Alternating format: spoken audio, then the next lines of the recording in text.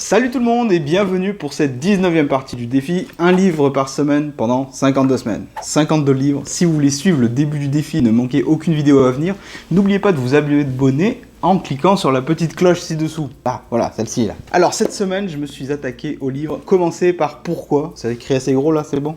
Commencer par Pourquoi de Simon Sinek. On se retrouve après le jingle.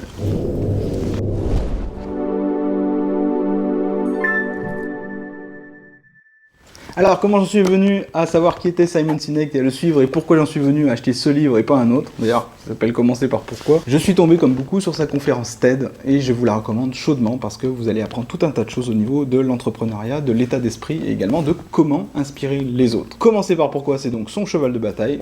Il en fait son activité, c'est un coach pour entreprise.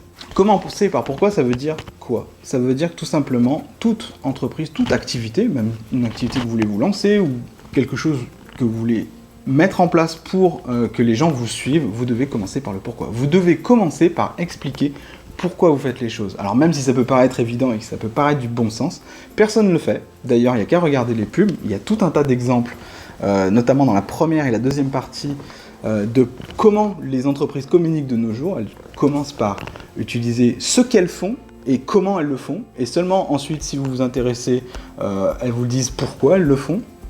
Et ces entreprises-là, elles ont beaucoup de mal à survivre auprès des années parce qu'elles, tout simplement, elles ne véhiculent pas d'image propre, elles ne véhiculent pas d'identité, au contraire d'une entreprise qui revient très souvent et qui est très citée dans le livre de Simon Sinek, qui est Apple. Donc où là, Apple commence très clairement par imprimer un style de vie dans la tête de ses futurs clients. Si vous achetez du Apple, ça veut dire que vous achetez non seulement un produit, mais vous achetez d'abord un état d'esprit, un style de vie. Les gens qui achètent Apple sont généralement très très fidèles à la marque. La deuxième partie décrit énormément de trucs d'influence et de manipulation au niveau marketing. C'est ce qu'ils appellent la manipulation et l'influence par la carotte et le bâton. Et il dit clairement que tout ce marketing un peu agressif qu'ont l'habitude d'utiliser les entreprises de nos jours ne marche pas sur le long terme.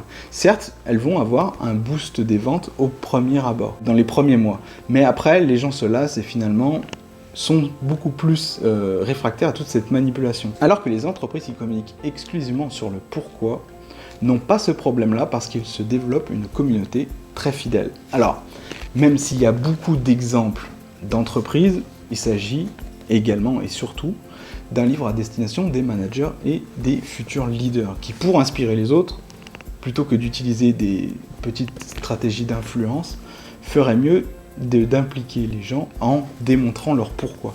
Alors, il y a plein d'exemples. On cite Apple souvent, mais on cite également Microsoft, qui est en train de perdre son pourquoi.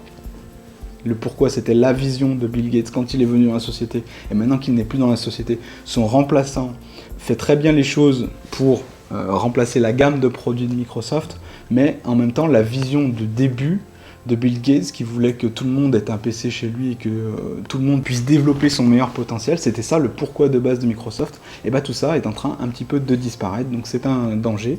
Et il y a carrément des entreprises comme l'entreprise Dell, qui est un excellent fabricant d'ordinateurs, mais qui n'a jamais eu de pourquoi, n'arrive pas à concurrencer Apple, par exemple, on revient encore à Apple, n'arrive pas à concurrencer Apple sur son propre terrain, parce que de toute façon, même si ses produits sont de qualité supérieure, et c'est démontré, l'entreprise n'ayant pas de pourquoi, les gens n'arrivent pas à s'identifier à ça. Donc, c'est le message principal du pourquoi, et c'est également la critique que je lui fais en priorité, parce que, pour moi, le mot pourquoi revient trop souvent.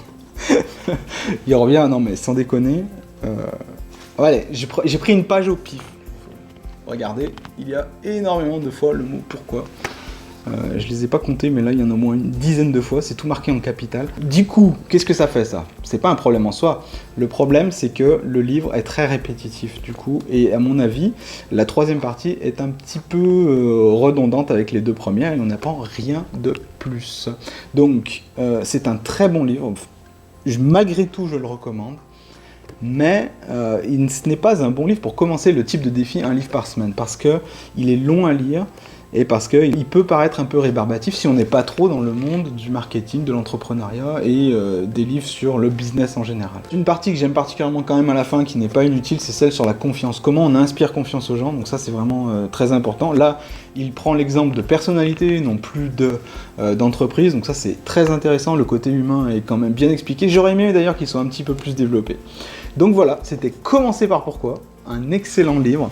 La semaine prochaine, je m'attaque à E-Myth, le mythe de l'entrepreneuriat de Michael Gerber. C'est un livre qu'on me recommande très souvent.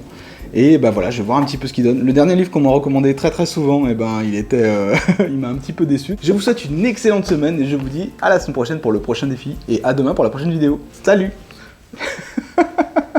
Il est là, merci.